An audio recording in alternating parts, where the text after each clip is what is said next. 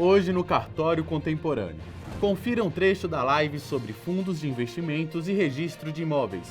O Dr. José Renato Nalini entrevista a doutora Bianca Castelar de Faria. Eu sou Duda Meirelles e esse é o Cartório Contemporâneo.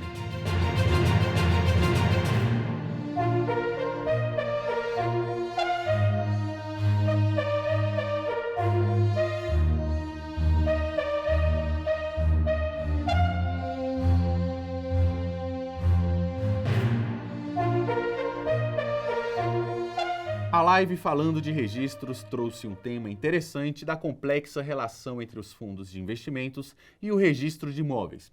Ela contou com o oficial do 2º Registro de Imóveis de Jundiaí, São Paulo, Marinho Debinski Kern, e o oficial do Registro de Imóveis de Guarujá, São Paulo, Francisco José de Almeida Júnior.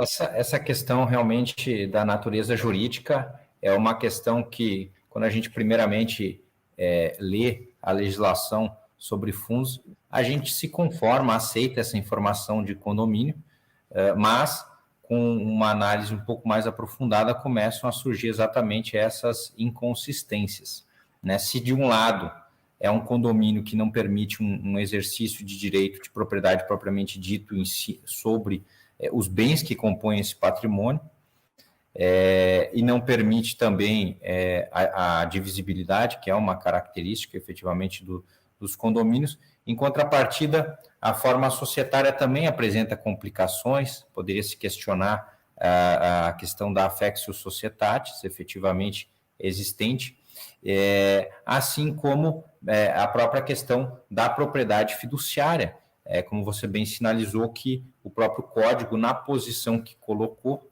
após a fidúcia com o creditor, talvez teria trazido uma modalidade de fidúcia com amico, embora não se amolde bem a figura romana, talvez porque, em alguma medida, ela tenha mais como paradigma essa ideia do trust americano, né, do trust do common law, que exatamente permite uma cotitularidade da propriedade com poderes diferentes. Mas é interessante porque, no fundo, os fundos de investimento, eles não se amoldam perfeitamente a nenhum dos institutos que nós temos no direito civil. Na verdade, ao que se afigura, forma-se uma massa de recursos, da qual os investidores detêm as cotas.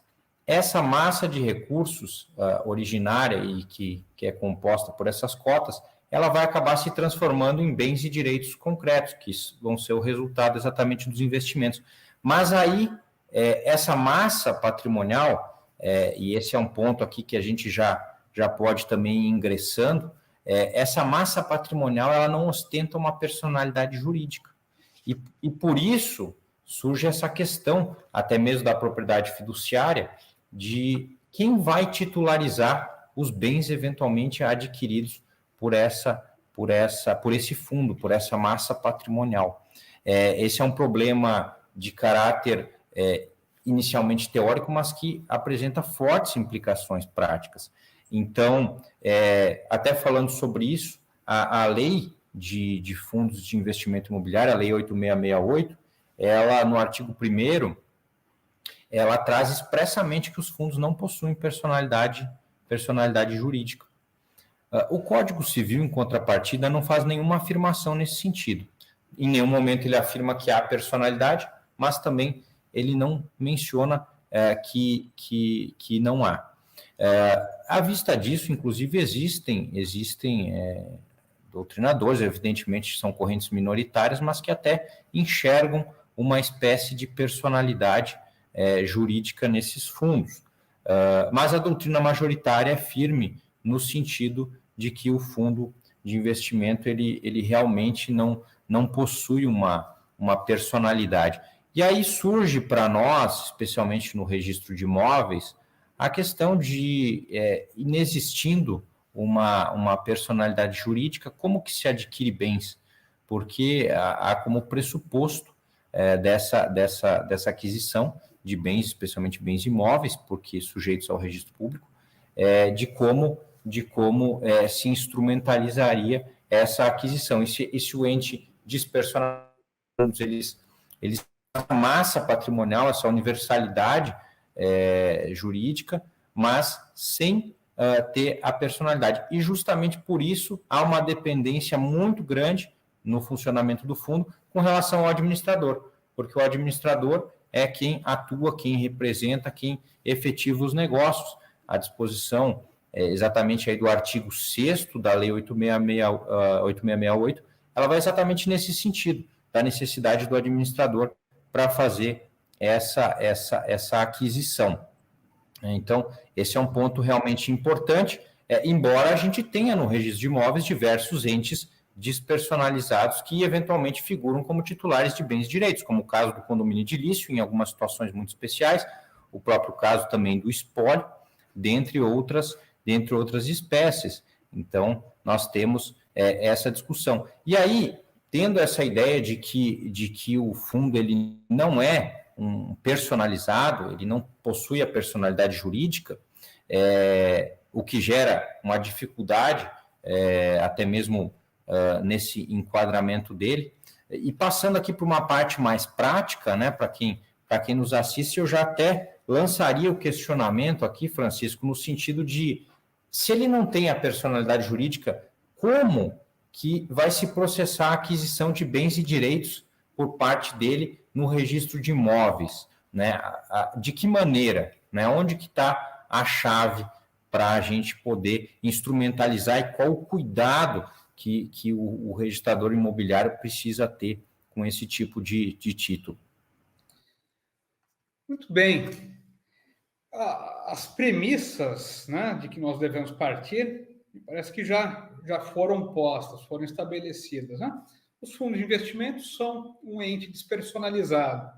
Isso se deveu, é bem verdade, por conta de política legislativa, notadamente questões fiscais, né?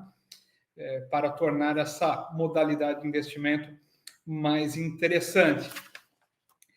Então, a assertiva comum que nós encontramos é essa teoria de que o administrador do fundo de investimento empresta a sua personalidade ao fundo. Isto posto, a alternativa, né, acho que a técnica que me parece a mais confortável é de dizer que os bens são adquiridos em nome do administrador. Quem figura como adquirente é o administrador do fundo. Essa opção foi definida expressamente por Marcelo Terra. Nós temos também uma dissertação de mestrado na USP, da Nicole Haddad Terpins, que dizem isso. Olha, os bens no registro de imóveis figura como proprietário o administrador. E isso me parece comportar agasalho muito confortável e quentinho na Lei 8668, que diz que os bens ficam em propriedade fiduciária do administrador. Então, se é propriedade fiduciária dele, a aquisição se dá em nome do administrador, com aquelas ressalvas, né, do patrimônio de afetação, etc. Semelhante àquilo que se verifica no consórcio.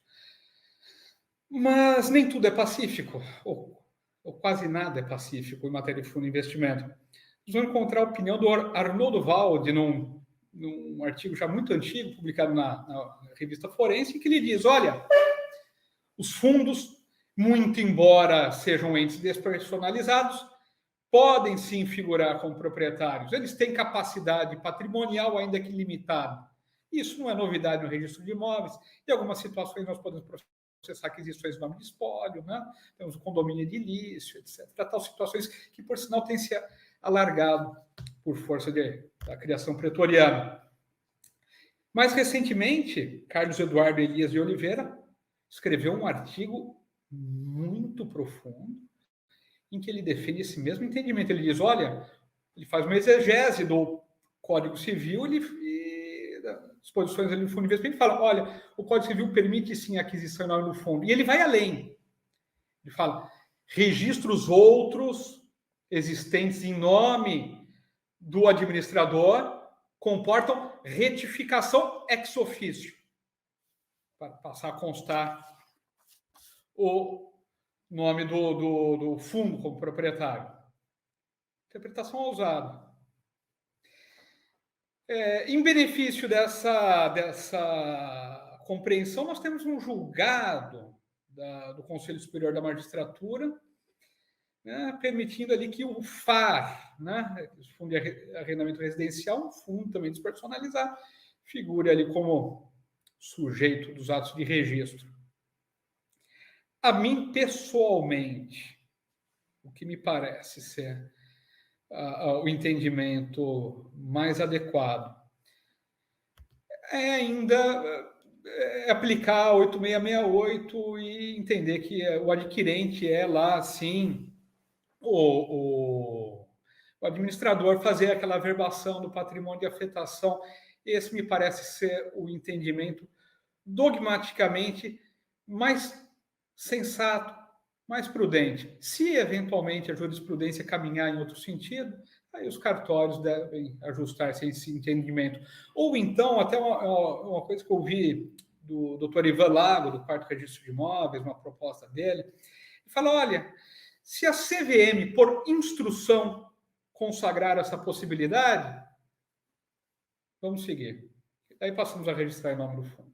Ele entende que essa previsão estaria dentro da esfera de atribuições das competências da CVM, teria poder para isso. Me parece que sim. CVM não diz que os fundos devem ter conta bancária própria? Pode ter conta bancária própria, porque não registro de imóveis, né? Mas aí nós reclamaríamos um ato normativo nesse sentido.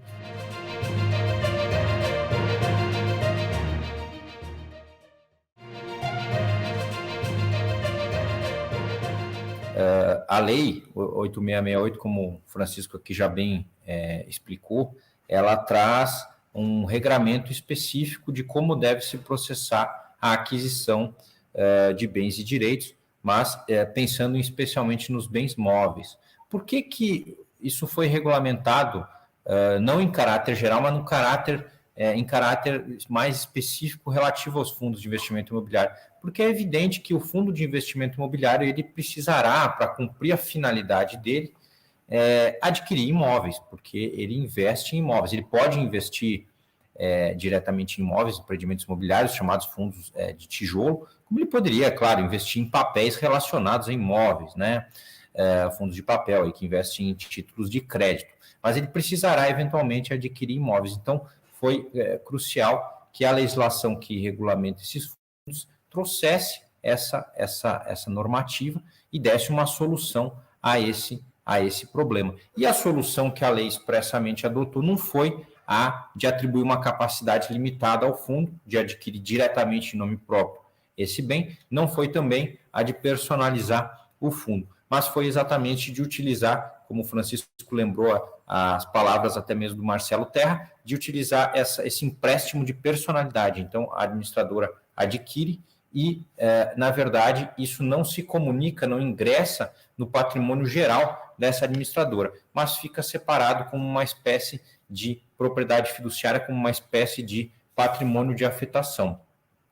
E exatamente por isso, um cuidado que é muito especial que o registrador, quem instrumentaliza o título, evidentemente, e o próprio registrador de imóveis precisa ter, é que a aquisição se processa em nome da administradora, mas há de ter a informação bem clara que essa aquisição se faz em favor desse patrimônio para o fundo de investimento, com os dados específicos desse fundo de investimento, a inscrição no CPF, do CNPJ, que é imperioso que o fundo seja inscrito no CNPJ, e também é necessário que constem ali as restrições previstas ali no rol do artigo 7º da Lei 8668, que são restrições que vão deixar claro que esse bem ele não ingressa no patrimônio geral, que ele está destacado do patrimônio geral da administradora, por isso não responde por dívidas da administradora, não pode ser utilizado pela administradora para garantia de obrigações próprias dela, não pode ser constrito, enfim, traz toda essa informação. E isso precisa também vir no título,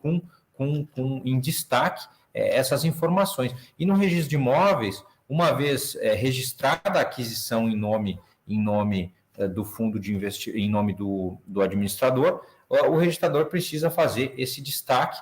A lei até menciona uma averbação de destaque, mas eu não vejo óbvio que o próprio registro já mencione na sequência que essa aquisição pelo administrador X se faz para a composição do patrimônio do fundo Y, tal. Isso só precisa ficar realmente bem claro para quem veja, a fim de evitar qualquer problema ou qualquer confusão patrimonial.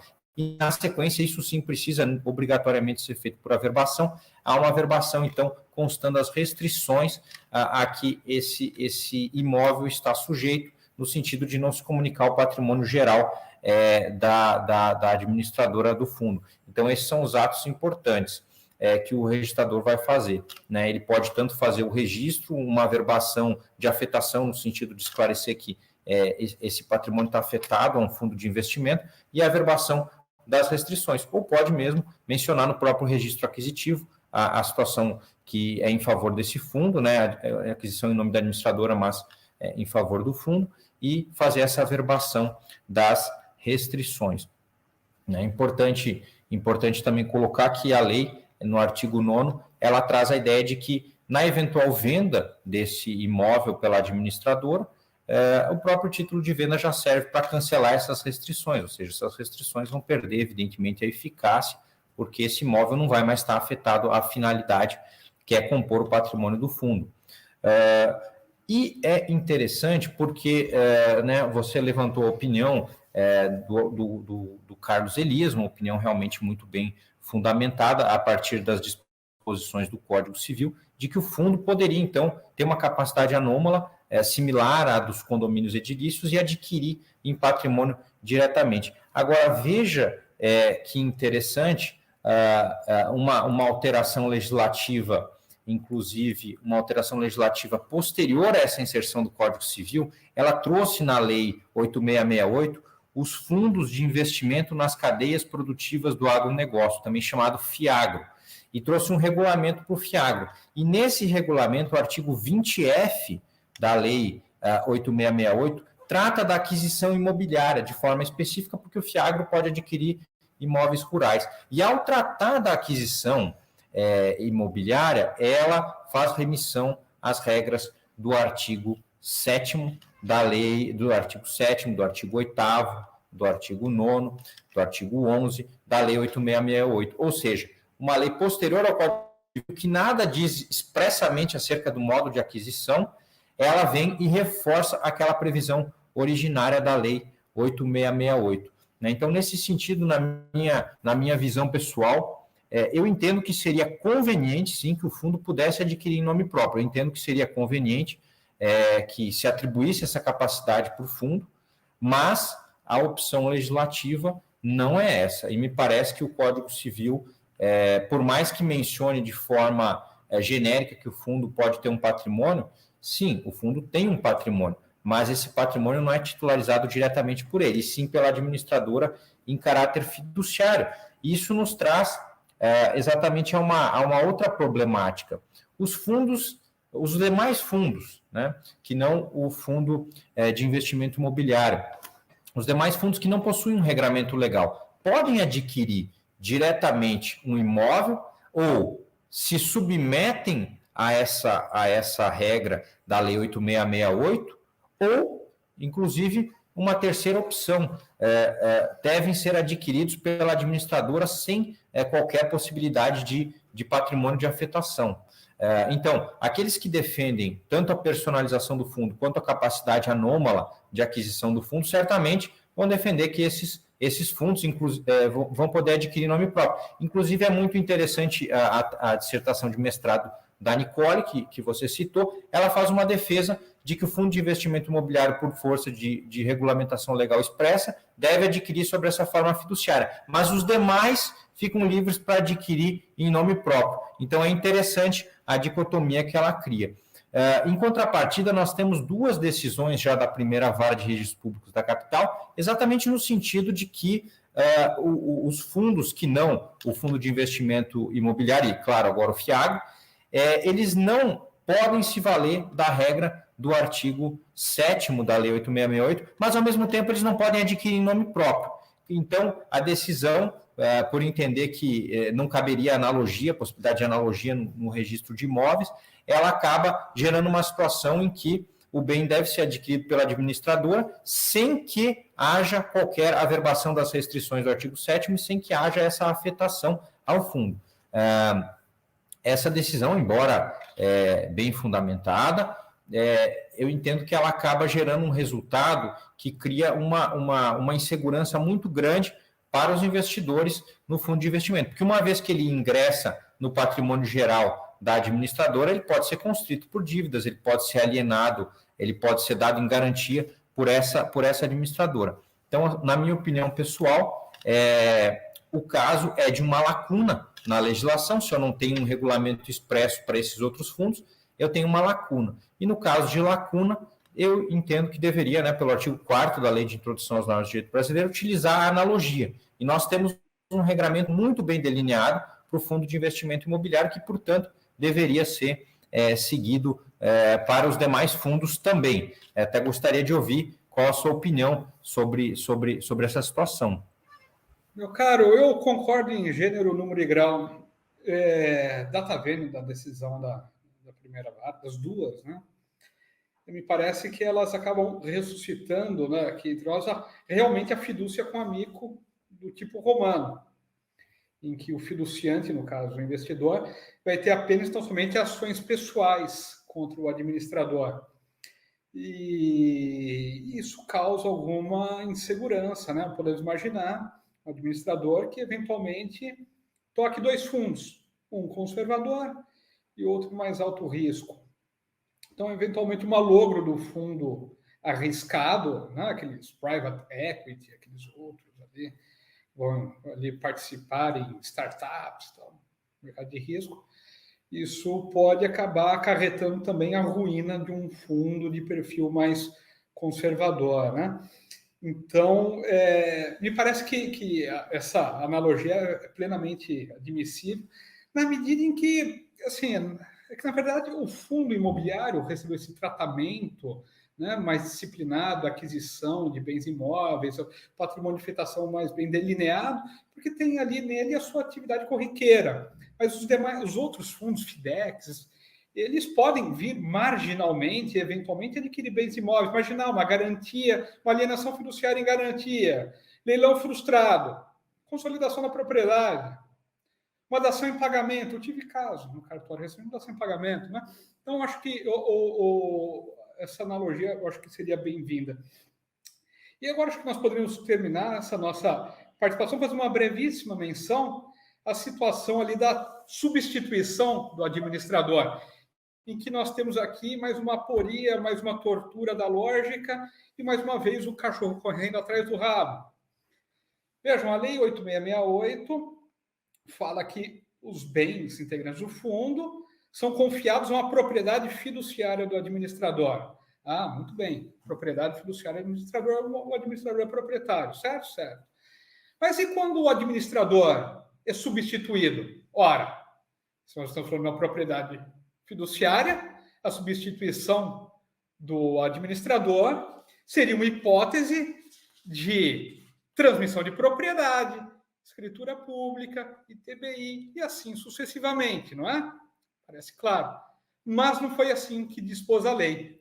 Nós vamos olhar lá o artigo 11, né, da 8668, vai dizer o seguinte, olha, a substituição do administrador ingressa no registro de imóveis por ato averbatório, não ato de registro em sentido estrito. E mais, o título será a ata de destituição e nomeação de novo administrador registrado lá na CVM.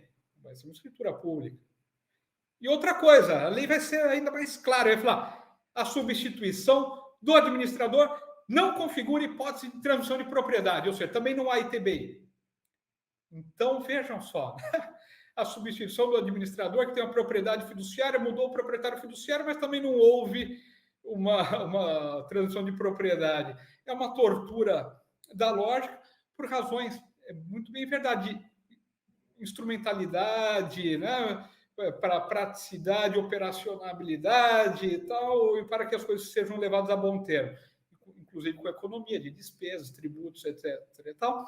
Mas aí a comodidade torturando os institutos jurídicos, não é mesmo, Marinho?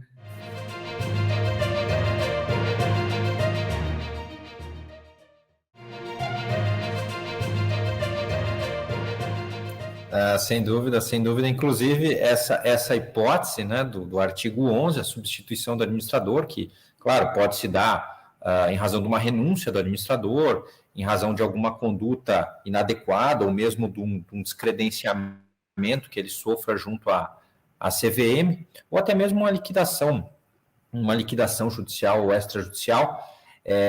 Enfim, pode ocorrer essa substituição, e aí surge exatamente o problema que você mencionou: a propriedade é dele, embora fiduciariamente ele a exerça em prol do fundo, e aí é necessário substituir. Isso com certeza levaria a uma transmissão de propriedade, embora o beneficiário final, que é o fundo, permaneça o mesmo.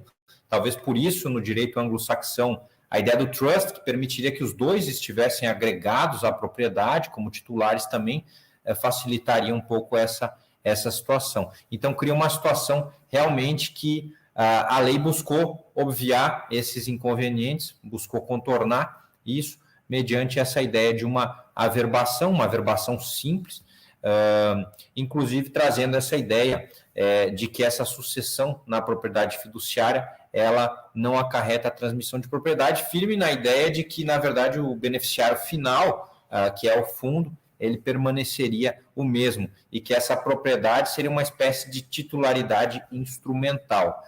Mas, de fato, isso não se amolda bem ao regulamento do regime jurídico da propriedade.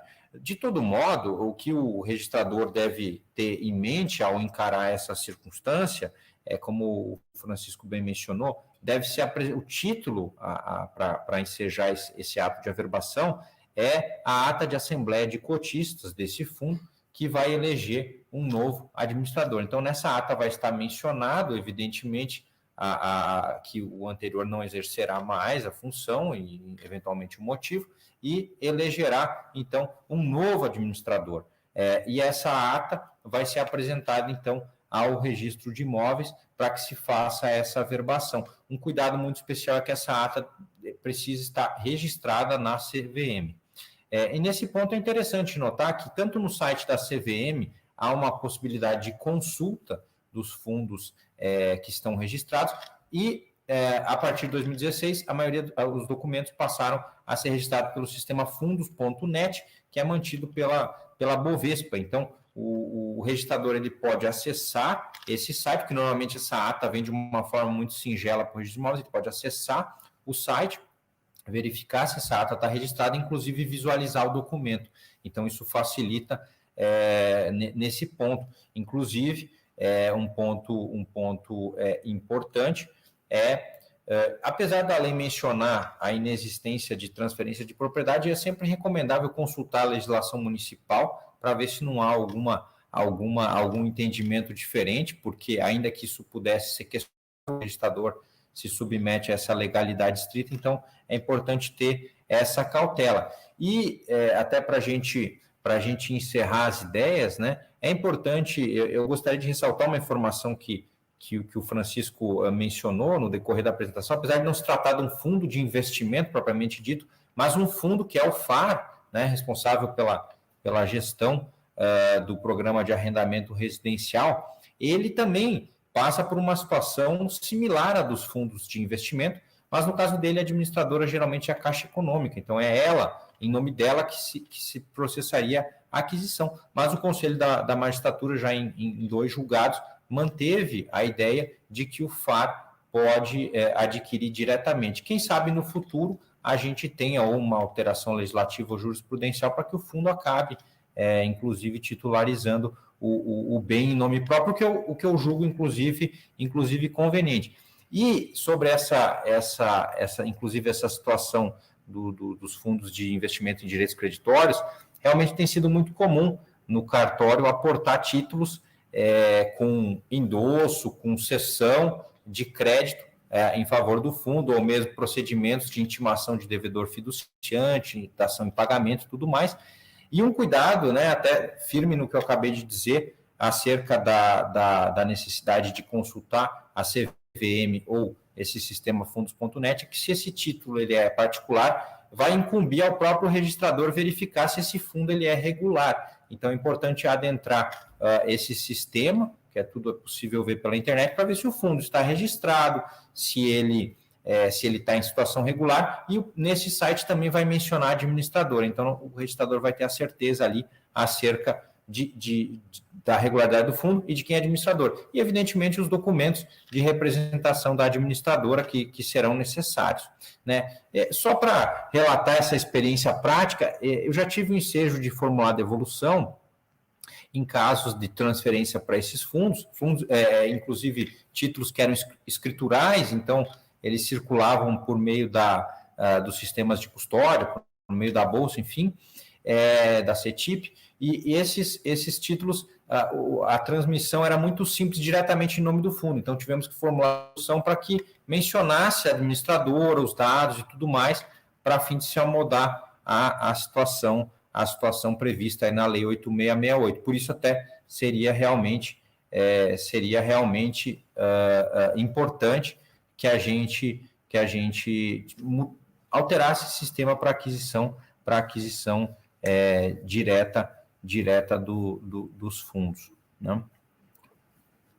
Então, nós temos aqui um questionamento, né, no sentido de se eventual empreendimento pela Lei 4591 ou a 6766 seria necessária a apresentação das certidões da administradora ou somente do FI.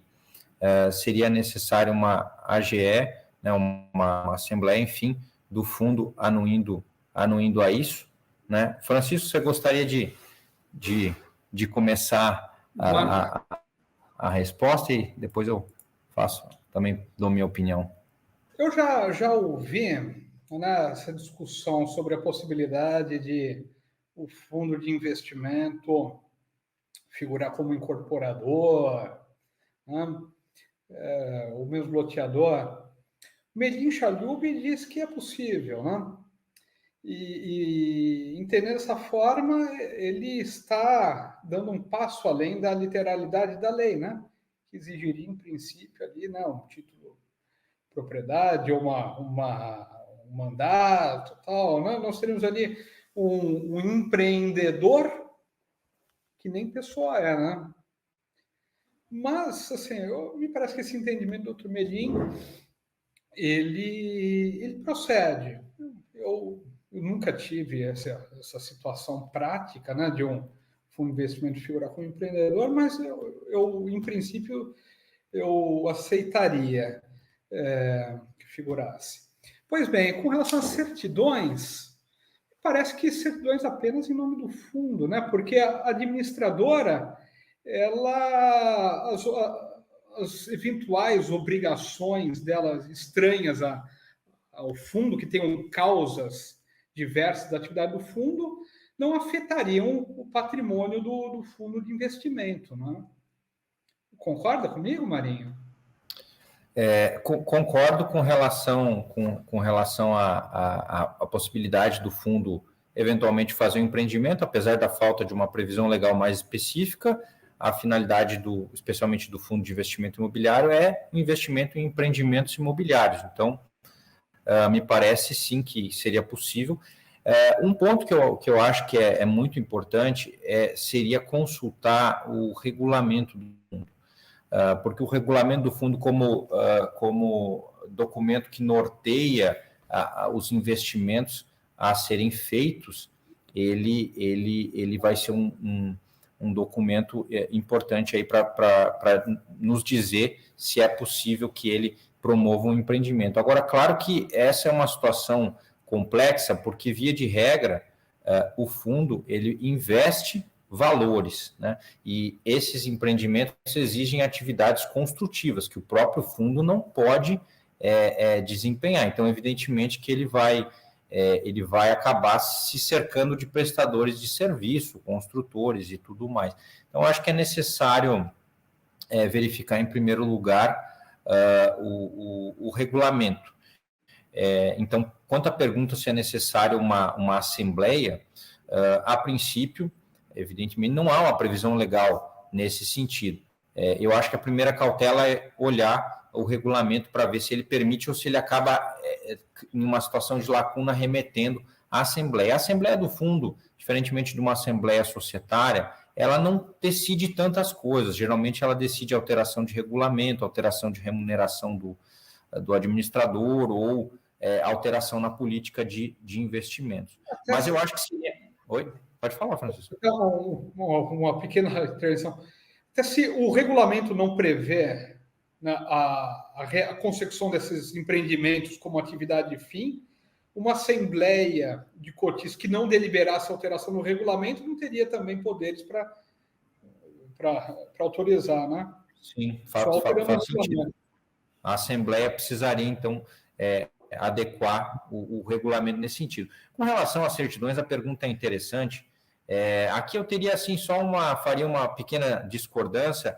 Eu acho que as certidões de nome do fundo são mais importantes, evidentemente, mas como há a possibilidade de a administradora, por alguma razão, figurar na ação por ato do fundo, a depender do entendimento do magistrado, eu acho que seria importante também pegar essas certidões em nome da administradora, mas o oficial teria um trabalho complexo de depurar essas ações, porque ações que são da administradora e que não tem nenhuma relação com o fundo, elas não poderiam impactar nesse empreendimento exatamente por conta da segregação patrimonial. E os eventuais bens para garantia dessas eventuais ações em nome do fundo teriam que ser bens, evidentemente, afetados também todos em nome do fundo, já que a administradora também não responderia por isso.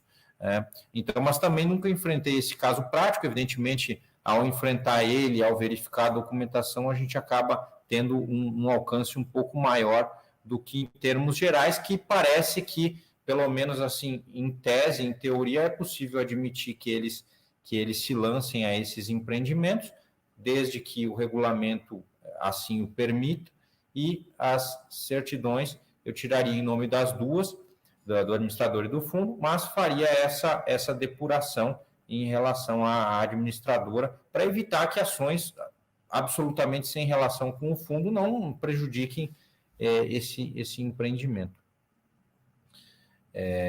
Então, acho que com isso, a gente chega ao fim da nossa live, ultrapassamos brevemente aqui o horário, mas o tema ele é realmente palpitante, é um tema que poderíamos aí falar por muito mais tempo, e é um tema que acreditamos que é do futuro também, porque a tendência é que aumente o número de casos, os fundos permitem essa concentração de valores, então, para a realização de grandes investimentos, grandes obras e grandes empreendimentos, é uma maneira realmente de viabilizar. Eu gostaria, então, de agradecer a todos que nos assistiram, gostaria de agradecer novamente a Uniregistral por esse programa, que realmente é muito interessante, falando de registros.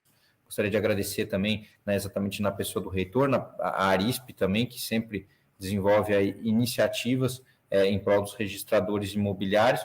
Gostaria de agradecer também a minha família que me assiste aí, né, minha esposa, meu pai, enfim, mãe, irmã, né? Gostaria de agradecer e todos os amigos que nos prestigiam.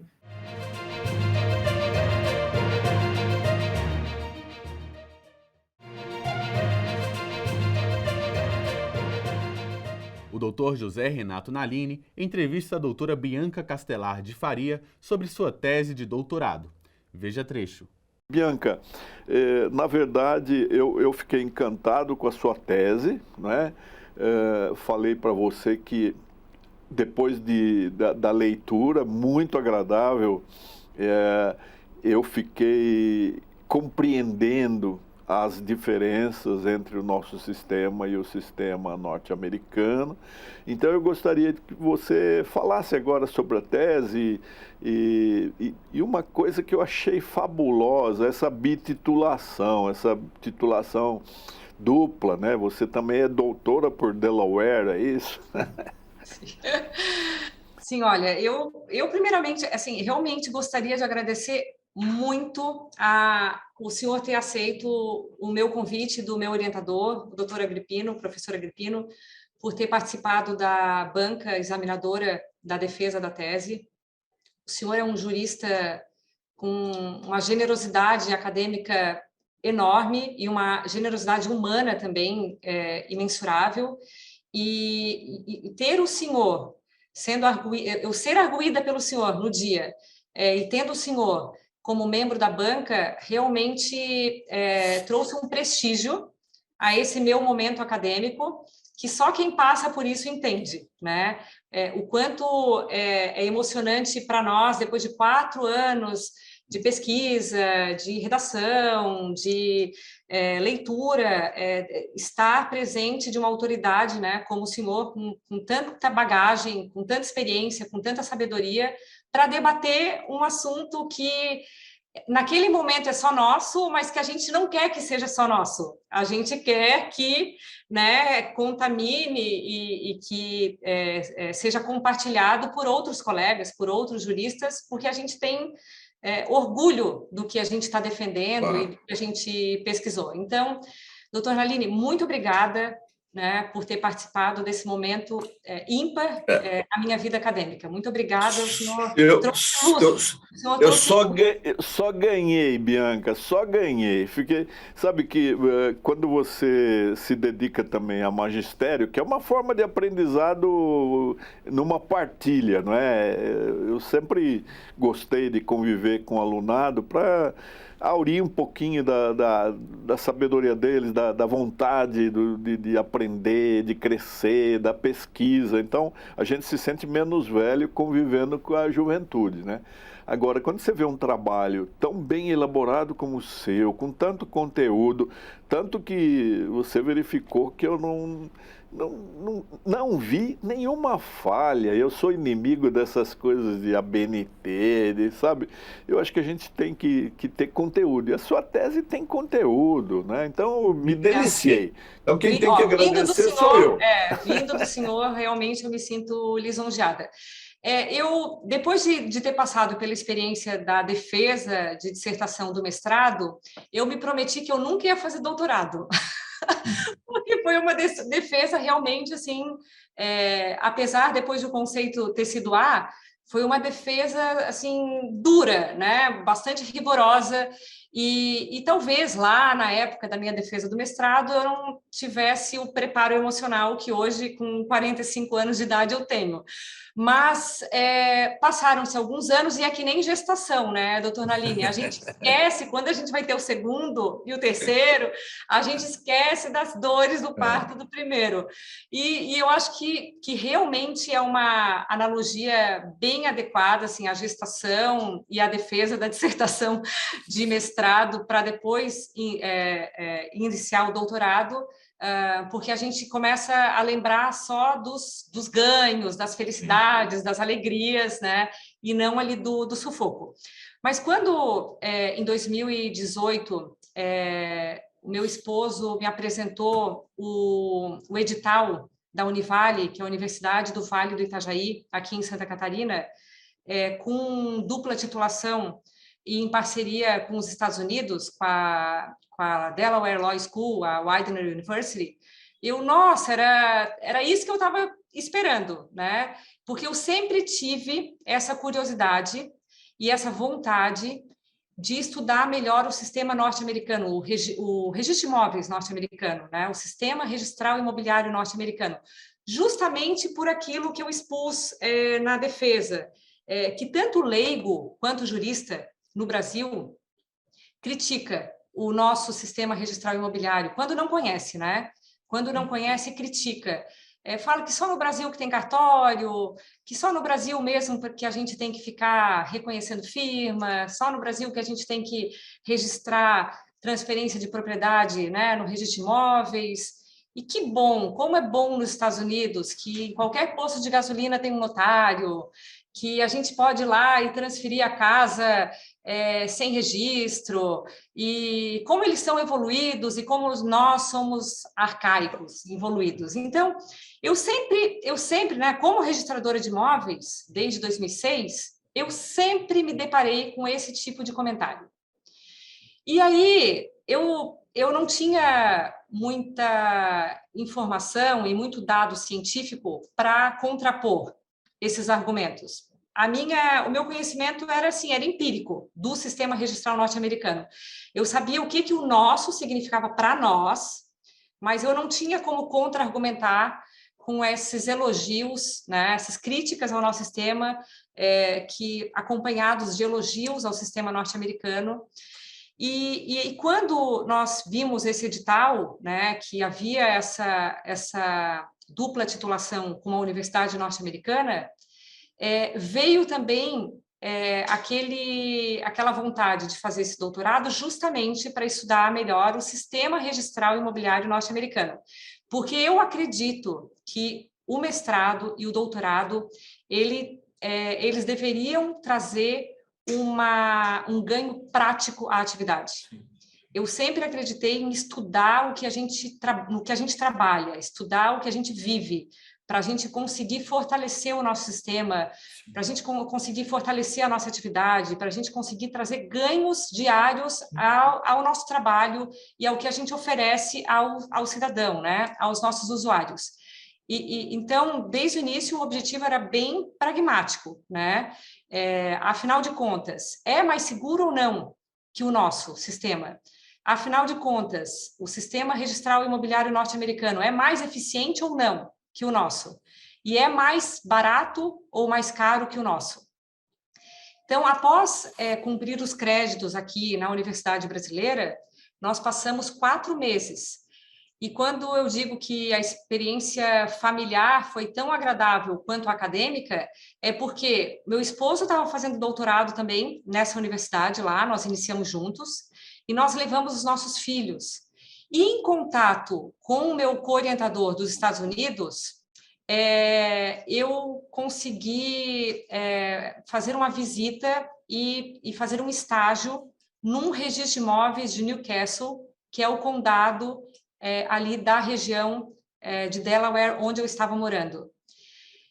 Respirando um pouco mais do registro de imóveis norte-americano, eu já consegui ver assim, como o sistema do civil law e do sistema de common law, né, já diferenciava a origem do registro de imóveis em cada um dos países. Comecei a aprender melhor a questão de que cada estado, cada um dos 50 estados nos Estados Unidos tem legislação própria para tratar do direito imobiliário, não como nós, que temos legislação federal, né? Inclusive, na Constituição Federal, a gente lá no artigo 23 trata de competência privativa da União, o tratamento, né, e a matéria de registros públicos. Então, lá, cada estado tem essa autonomia para desenvolver os seus procedimentos registrais. Consegui ver também lá, em loco, todo o processamento da qualificação registral, do registro de imóveis, que não é uma qualificação registral material, como é a nossa, que verifica se o imóvel está disponível ou não, se quem está vendendo é proprietário ou não, né? Questão de disponibilidade, de legitimidade, de legalidade do negócio jurídico. A análise que o registro de imóveis faz lá é material. Foi ou não recolhido o transfer tax, né? O imposto de transferência de propriedade? Está datado ou não? Foi assinado ou não? É parecido com a análise que o registro de títulos e documentos faz aqui no nosso sistema, né? E perguntei para o Dr. Michael Kozikowski lá quantas ações de responsabilidade civil ele já tinha sofrido. Ele nem entendeu a minha pergunta, porque nos Estados Unidos, tanto a União, quanto os estados, quanto o condado e o próprio registrador de imóveis são imunes. Então, se alguém for prejudicado num registro desse, sofrer qualquer tipo de dano, esse prejudicado ele não pode entrar com uma ação judicial contra o registrador de imóveis. Ele não pode entrar contra o condado, contra o município, contra o estado, contra a União, porque existem cláusulas na Constituição Federal e na estadual de imunidade de responsabilização civil, né, desses entes e também do registrador de imóveis. E lá eu já comecei a ver que as diferenças embrionárias eram muito grandes, né? O sistema ele era muito diferente, e para eu conseguir chegar à conclusão dessas 3 perguntas, eu tinha que estudar a fundo cada um dos sistemas para conseguir, de alguma forma, fazer uma análise comparativa. O relatório do Doing Business, para mim, foi um grande desafio, porque eu ali, no início da pesquisa, conseguia ver que aqueles números trazidos pelo relatório do Doing Business eu não via lá na prática, porque eu via que para registrar uma transferência de propriedade, as partes contrataram um advogado, e que o advogado cobrou X e Y, e eu não via esses valores como custo da transação imobiliária dentro do relatório do Doing Business. Mas por quê? Aí que eu fui estudar melhor quais estados que têm na sua lei estadual a obrigatoriedade de contratar advogado para transferência de bem imóvel e quais estados que não têm. Eu fui ver que nenhum banco financia qualquer aquisição de bem imóvel sem a contratação de um seguro, que é o Title Insurance, né? A contratação do seguro do título. E não é seguro de responsabilização civil, não é seguro patrimonial do bem, é seguro pela validade e pela veracidade do título registral, né? Um tipo de seguro que a gente não tem aqui, porque o seguro é o próprio registrador de imóveis. Então, fui ver também quanto que as pessoas pagavam por esse seguro, senão elas não conseguiam vender o bem, ou comprar o bem, ou conseguir um financiamento. Comparei também, vi que esses números, esses valores não estavam dentro do relatório do Doing Business como custo da transação imobiliária. E aí que eu me deparei com essas inconsistências, essas, né, falhas metodológicas do relatório do Banco Mundial, que classificava em 2020 o Brasil na 139ª posição, dentro da parte de registro de propriedade, enquanto os Estados Unidos estavam na 39ª posição.